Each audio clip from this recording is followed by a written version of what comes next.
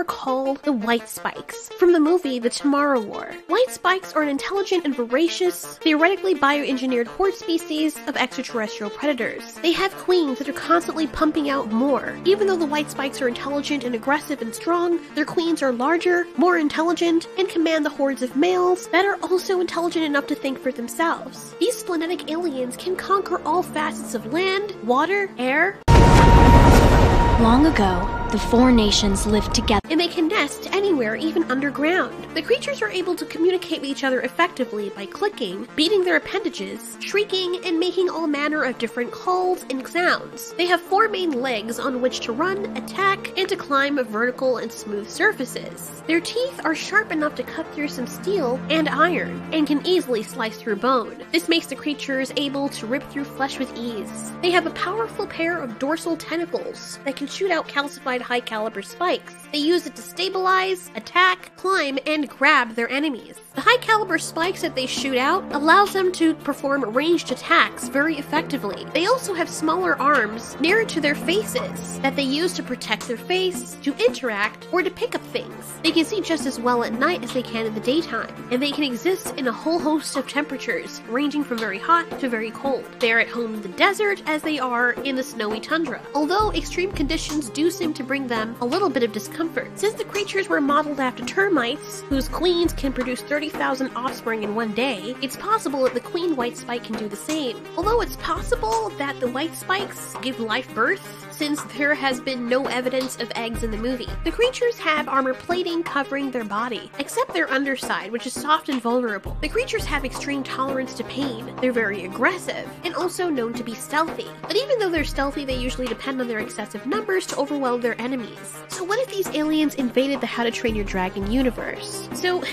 there is one thing that I didn't mention that is an extreme weakness and disadvantage to these creatures who seem basically indestructible. White spikes do not like fire.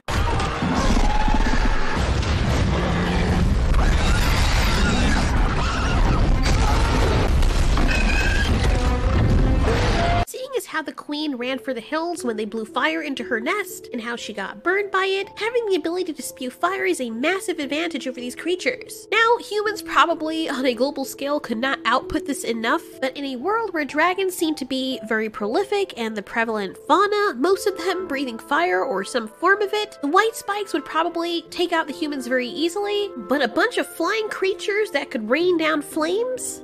Probably not. The white spikes do have their numbers as their main advantage, and it's possible that the dragons probably would not decimate the white spikes off the bat. The white spikes population went out of control because the humans could not control the population or cull it faster than they were able to breed. The white spikes do have a lot of numbers that seem almost endless, but the dragons have a lot of numbers too. Granted, the dragons probably don't reproduce at the level that the white spikes do, or at the rate that the white spikes reproduce. However, they make up for their inability to breed very quickly with how powerful they are and how much of an advantage they have over the white spikes. Deadly alpha dragons would quickly pull together a swarm of dragons to take down anything that threatens their existence. There are dragons like the armor wing who can make their own armor. Dragons that naturally have armored scales that are impenetrable. Dragons like the screaming death that are very clever and wicked fast and have amazingly tough armor. Who also have attacks like screaming very loudly to drive their enemies mad. I was talking about this dragon basically looking like sperm with wings. Nobody mentioned that. Just me. Dragons that can swim. Dragons like the Death Gripper that have acid blasts. The Death Gripper dragons are basically xenomorphs on God mode that can spit up acid that can melt almost anything.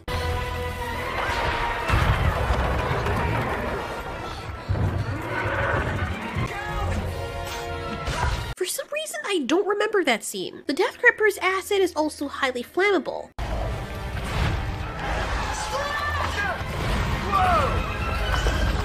Death Grippers also have a nasty stinger at the tip of their telescopic tails that the dragons use to inject their venom. First, to paralyze their victim, a second stab to kill it, and a third one to saturate the corpse with the poison that paralyzes anyone else or anything else that touches the thing it just stung. Then you have dragons like the Typhoomerang. They're large dragons that can launch into the air and fire their flames into a spiraling manner, which they use to surround and trap their foes and potential prey. The flames spiral closer and closer until they eventually engulf and roast the prey. These dragons are able to cloak themselves in a veil of flames and perform a drill-like lunge towards their enemies. Just listen to Hiccup's account of how dangerous a dragon like the Scaldron is. A very large water-dwelling dragon with a scary ability.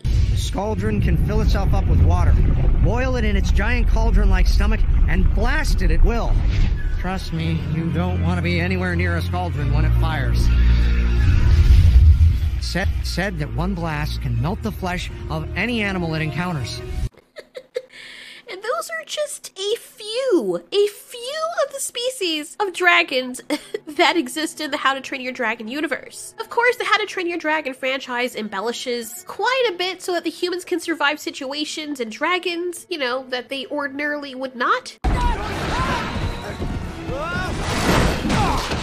Unfortunately, for a creature like the White Spike, being dropped into the How to Train Your Dragon universe would be the equivalent of a knife wielder trying to invade a gun store if everyone in it was strapped. Sure, White Spikes would do their deed and take down a few of the dragons, but with most of the dragons from the How to Train Your Dragon universe having the ability to fly, the White Spikes would be at a huge disadvantage. As much and as fast as they breed, there would just simply be too many dragon predators that would also easily pick off the White Spikes and cull the population. The dragons in the How to Train Your Dragon universe would win this interaction. You may also be wondering, well, if the dragons can't breed as much as the White Spikes, how is it possible that the dragons would even win this? Well, think of it this way. Insects like ants, if they were the size of dogs, could easily snip up humans, right? However, if every human was equipped with an acid spitter or flamethrower, who do you think would win the battle? Regardless of whether or not we can breed as fast as ants.